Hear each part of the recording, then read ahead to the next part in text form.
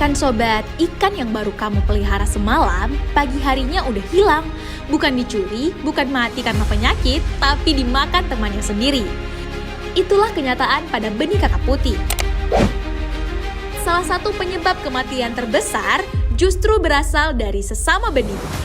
Saat lapar atau ukuran tidak sama, benih yang lebih besar akan menyerang dan memangsa yang lebih kecil. Kabar baiknya, hal ini bisa dicegah.